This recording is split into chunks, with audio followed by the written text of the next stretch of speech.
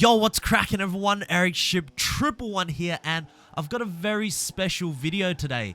I know, many of us in the Forza Horizon 4 community have been constantly asking for the return of the Mark IV Toyota Supra. A good handful of you have been asking for the return of the Supra down in the comment section on my videos, but unfortunately this is something out of Playground Games' hands. It's not just the Supra, but of course every Toyota and Lexus have disappeared in Forza Horizon 4 because, well, Toyota don't want their cars in video games unless you are known as Gran Turismo. We've all missed Toyota dearly as they've been in the Forza franchise since the very first Forza Motorsport on the original Xbox, and to celebrate the many years we've had driving them in the game, let's take a look at 8 Toyotas we have all missed in Forza Horizon 4. Starting off with number 1, the Toyota Prius. Perhaps the second most missed Toyota in Forza, and I honestly can't blame anyone for that. Having the inclusion of a proper affordable everyday vehicle, which is popular, is certainly something that is slightly lacking in Forza Horizon 4. Once again, I understand that none of these cars that I'll be showing you on the list will ever return to a Forza game, at least anytime soon. But the reason why the Prius resonated with people so well is because you always knew one person in real life that owns one. Whether they are your friends, family, neighbors, whoever it may be, and if you're one of those who genuinely don't know anyone that owns a Prius, then there's a good to high chance you've seen one driving on the road. Given that the Prius is a hybrid, it's also what makes it so special compared to the rest of the Toyotas. Number 2, the Toyota GT86. Love it or hate it, you can't ignore the fact that the GT86 is a big reason why young adults of today are able to get into cars or begin living their car dreams by purchasing the affordable rear-wheel drive sports coupe. Developed through the joint production of Toyota and Subaru, the car alone is not very fast.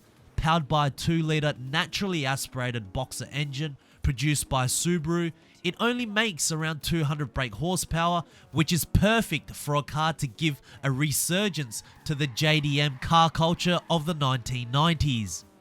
In the Forza series, the 86 was widely used for drifting due to its layout naturally, and also with the inclusion of many cosmetic modifications such as the Rocket Bunny kit. This car unfortunately hasn't really been missed, as we do have the Subaru BRZ version on the game, which is virtually identical. Number 3, the Toyota MR2 GT. We are moving back to the golden years of Japanese car manufacturing, as we now are looking at the 1995 MR2 GT. What was particularly unique about this car was that it was mid-engine rear-wheel drive, and for a relatively affordable sports car that was nearly unheard of. Producing a respectable 241 brake horsepower from a 2-litre turbocharged inline-4, the car itself didn't weigh very much, which meant performance under acceleration and tackling corners were very impressive. Dubbed as the poor man's Ferrari, you will be surprised at just how close the MR2 really is compared to a Ferrari similar in stature like the F355 around the circuit. Incorporate that with Toyota's bulletproof engine, I don't think it's a poor man's Ferrari. I believe it's a smart man's bang for buck Ferrari. Number 4, the Toyota 2000 GT. Built during the late 60s and early 70s, did you know that this car was originally supposed to be for Nissan? Neither did I, and also this car was not originally designed by Toyota, as it was actually from the great sketches of Yamaha. Aesthetically, this Japanese car was shaped to tackle the European market, taking inspiration from the Jaguar E-Type, all to show just how amazing and valuable automobiles were to their home country. Not only that, the 2000 GT revolutionized the world's view of Japanese vehicles, showing that, yeah, they aren't fooling around and they can make cars as good as the Europeans, and is possibly one of the biggest reasons why all our favorite Japanese cars exist today. Unfortunately, the last we've ever seen this car in a Horizon game was Forza Horizon 2. Number 5, the Toyota Celica GT4 RC ST185. Perhaps one of Toyota's greatest cars with the most successful racing history, this four-wheel drive rally car helped Toyota win 2 World Rally Championship titles. This was unheard of during the early 90s as the WRC was mainly dominated by European cars. With only 5,000 units produced, this was to meet the homologation requirements for Group A rallying in which the Celica was competing in. So that means if you ever see a proper Celica GT4 with the slight bulge on the fenders, you know that you've just witnessed one of Toyota's greats.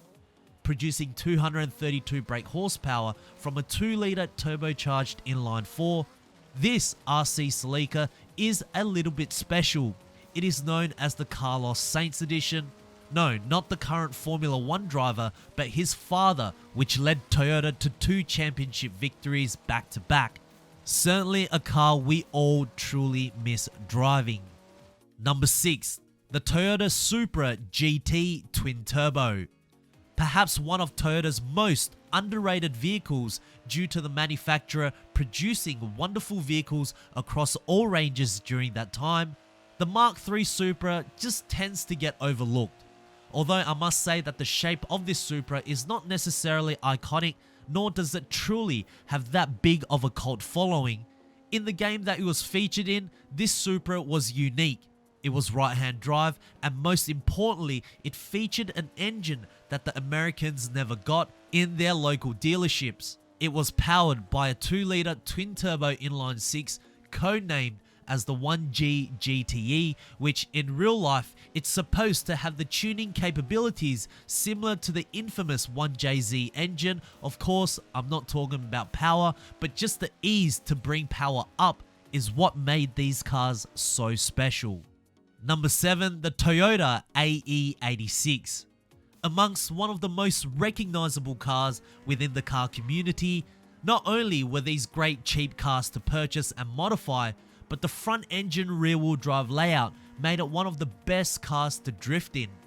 Even though there was a huge lack in power, these 86s were extremely light, and then to make more power, it was fairly easy in the form of bolt-ons, or you could even do an engine swap.